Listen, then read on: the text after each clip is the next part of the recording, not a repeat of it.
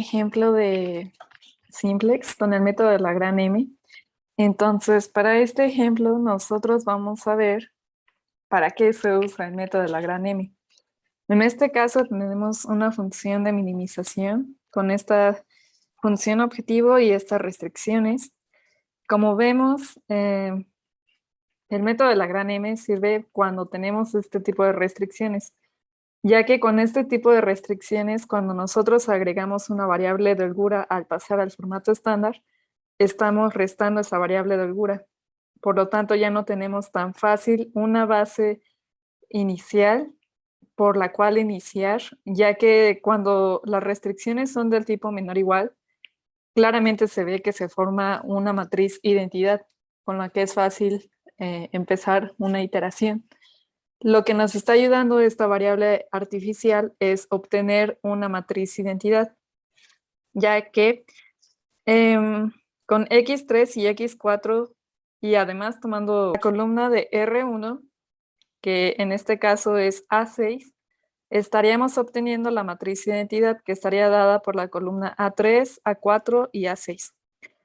Entonces, estas variables, como ya habíamos visto antes, las variables de holgura tienen un valor de 0 en la función objetivo, por lo tanto, x3, x4 y x5, variables de holgura, tienen un valor de 0 en la función objetivo.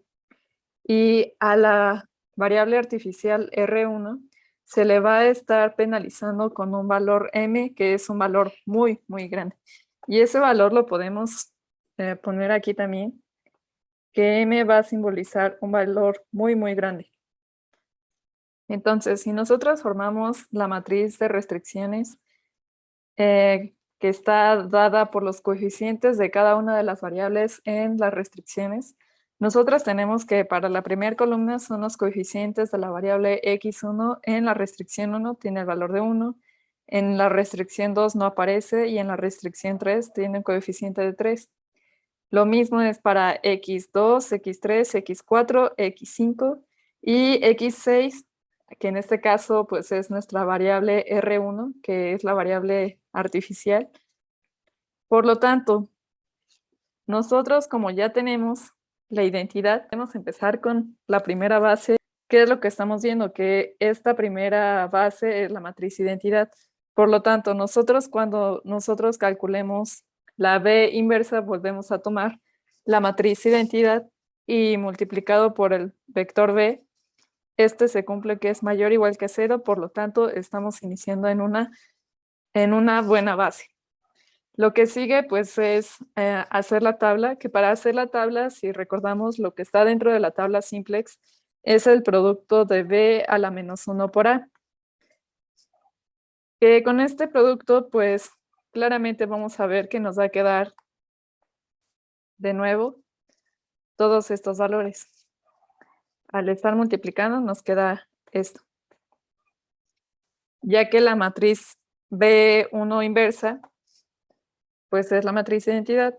Si lo multiplicamos por la matriz A que estuvimos escribiendo aquí, pues volvemos a obtener esta matriz A. Entonces, con esta primera tabla simplex, que lo que obtuvimos del paso anterior, esto que está aquí adentro es el producto de B inversa por A, y esto es el producto de B inversa por B. Entonces, aquí las primeras variables básicas son x5, x4 y R1, la variable artificial. Los coeficientes de costo en la función objetivo de estas variables, para x5 es el 0 y x4 tiene 0 y R1, recuerden que le pusimos m, el valor de m está penalizado. Entonces, el coeficiente de costo reducido para las variables básicas, si ustedes lo calculan y si recuerdan, tiene un valor de 0. Por lo tanto, esos son valores rápidos de poner. Para las variables básicas, acuérdense que es x4, x5 y R1. Ahora, los que debemos de calcular son los coeficientes de costo reducido asociados a las variables no básicas. En este caso es C1, que hay que restar el coeficiente de x1 en la función objetivo, que es menos 3, menos el vector CB, que en esta tabla sería el 0, 0, m, son de las variables básicas, multiplicado por la columna asociada a x1 en esta tabla. En este caso nos quedaría el 1, 0, 3. Si hacemos esta operación nos queda menos 3 menos 3m. Ahora hay que calcular el coeficiente para C2 y aquí tenemos como resultado 5 menos 2m. Y finalmente el coeficiente para la variable x5, que es variable no básica, que nos quedaría menos 3 menos 3m, 5 menos 2m y una m. Aquí para calcular el valor de la función objetivo en esta tabla, hay que multiplicar esta parte de aquí de la tabla y esta parte de aquí. Si hacemos esa multiplicación, nosotros obtenemos, y recuerden que estamos tomando menos z, entonces la multiplicación de esto da 18m, pero lo multiplicamos por menos, entonces obtenemos menos 18m.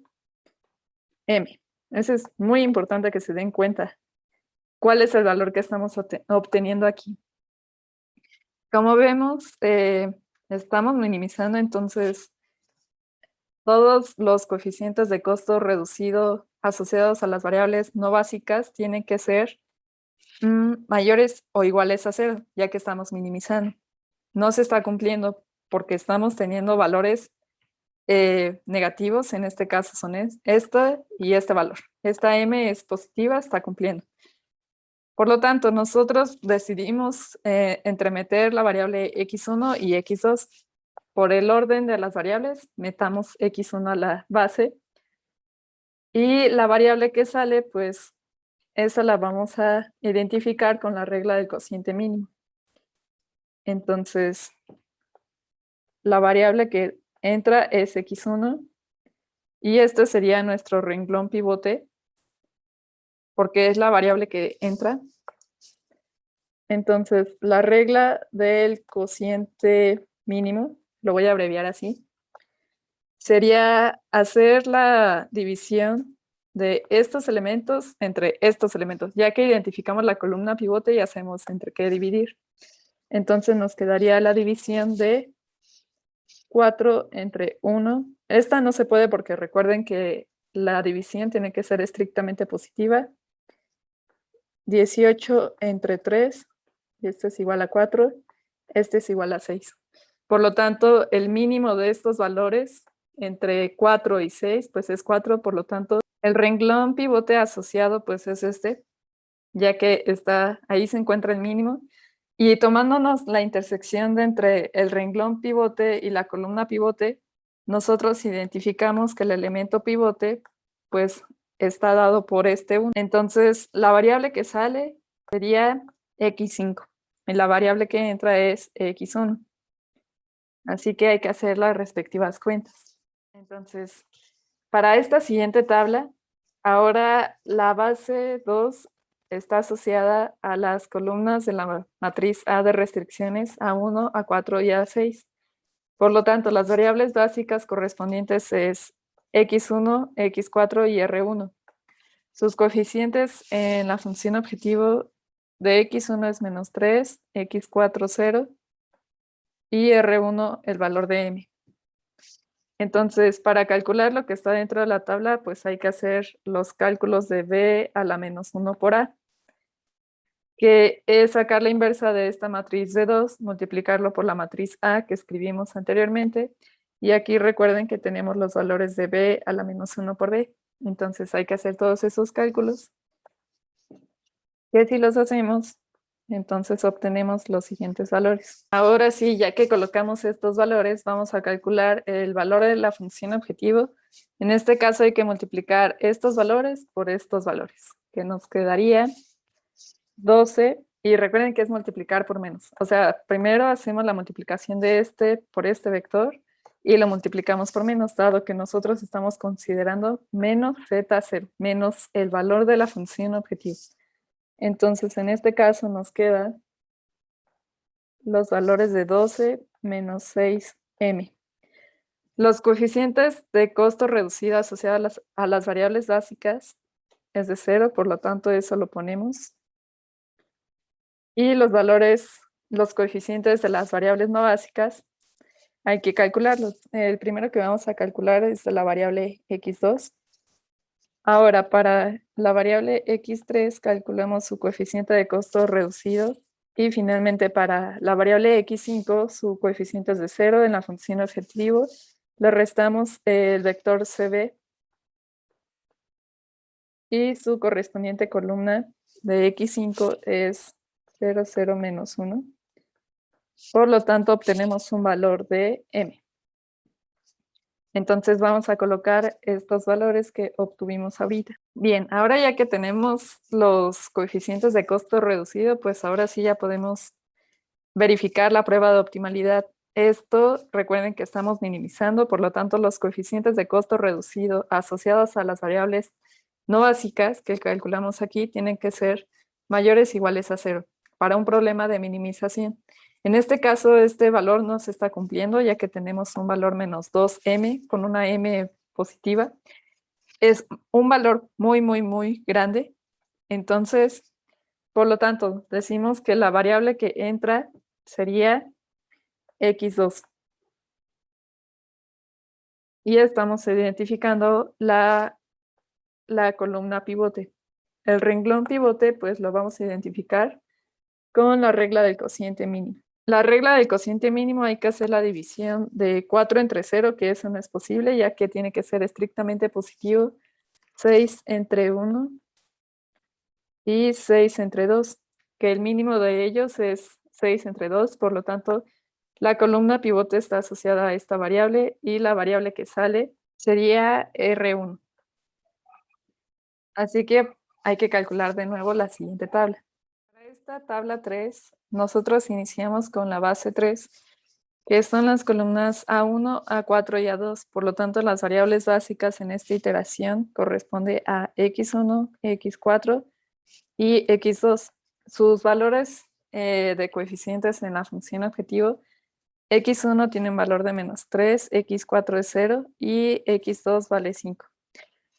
Al realizar las operaciones de b a la menos 1 por a, obtenemos los valores que están dentro de la tabla que corresponden a los siguientes. Estos de aquí, recuerden que son los valores de b inversa por el vector b, y todo esto que está aquí dentro son los valores de b inversa por la matriz A de restricciones. Entonces, lo que sigue es calcular el valor de la función objetivo con esta base. Entonces hay que multiplicar este vector, que es el vector cb, por este vector que nos da la multiplicación de b inversa por b. Por lo tanto, si hacemos esa operación y lo multiplicamos por 1 por esta observación, nosotros estamos obteniendo menos 3. Los coeficientes de costo reducido asociado a las variables básicas es de 0, entonces lo colocamos. Eso también lo pueden calcular. Y ahora hay que calcular los coeficientes de costo reducido a las asociados a las variables no básicas. Por lo tanto, ¿qué es lo que estamos observando? Que en este caso ya llegamos a la solución óptima, dado que los valores que estamos obteniendo son mayores o iguales a 0. Si nosotros hacemos esto como un mayor o igual que 0, observamos que ya estamos en un valor óptimo. Recuerden que el valor de m es un valor muy, muy, muy grande, positivo. Por lo tanto, ya estaríamos en la tabla óptima y estaríamos encontrando la solución óptima. Otra cosa que estamos observando es que las variables básicas no están correspondiendo a la variable artificial. Por lo tanto, vamos a escribir la solución óptima. El valor de la solución óptima para x1 vale 4, x2 vale 3, para x3 es 0, x4 vale 3, x5 es 0 y para R1 es 0. Por lo tanto, si nosotros evaluamos el valor de la función objetivo en x óptimo, estaríamos obteniendo el valor de 3, que como les platicaba y les mencionaba, es tomar menos el valor de z0. Por lo tanto, solamente hay que multiplicar por un menos y estaríamos obteniendo este 3. Y si no, pues hay que sustituir los valores del x óptimo en la función objetivo. Por lo tanto, hemos terminado este ejemplo con el método de la gran M. El siguiente ejemplo es el método de las dos fases y es el mismo problema, pero ahora resuelto con el método de las dos fases. Gracias.